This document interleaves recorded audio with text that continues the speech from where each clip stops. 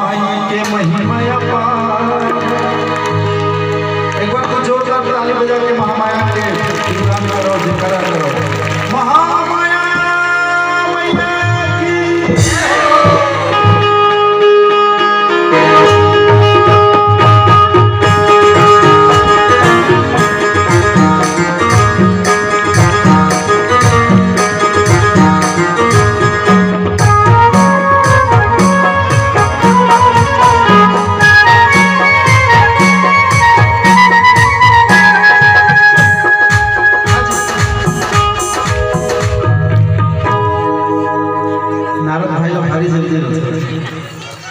माँ महामाई के महिमा अपार। धुरा धुरा के सभी लोग। माँ महामाई के महिमा अपार, शक्ति महादेवी अवतार। जय महामाई, महामाई के महिमा अपार, शक्ति महादेवी अवतार। पीछे से आता है आप लोग भी दोनों हाथ उठा के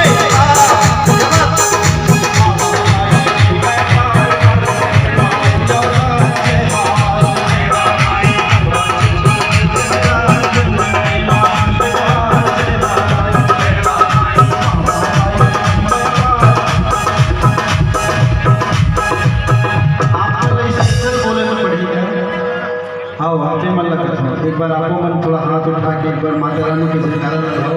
महामाया मैया की ये बात भी सुन मोर एक पुराना सब एक पुराना कहावत है, जेल करे सारा मुखे फुटे,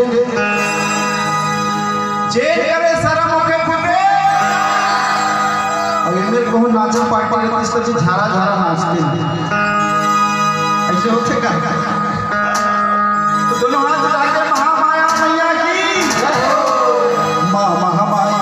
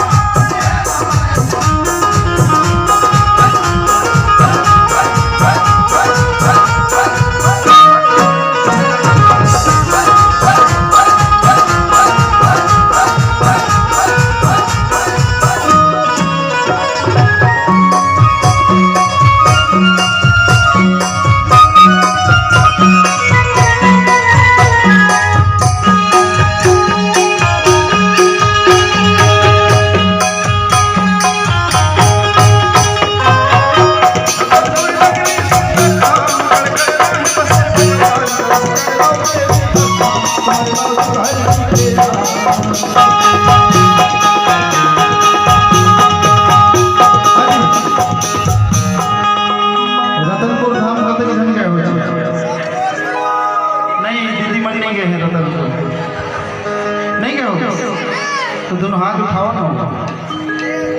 जैन जैन रतनपुर की ने मन हाथ उठाओ। क्या बात, बोल महा नहीं है, बोल महामाया मैया की।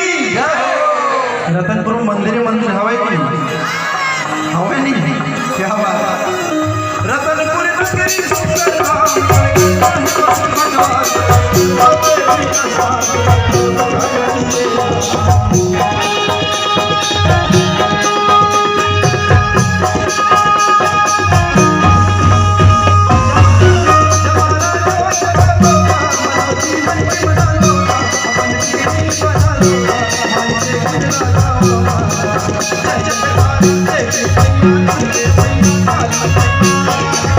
Hey!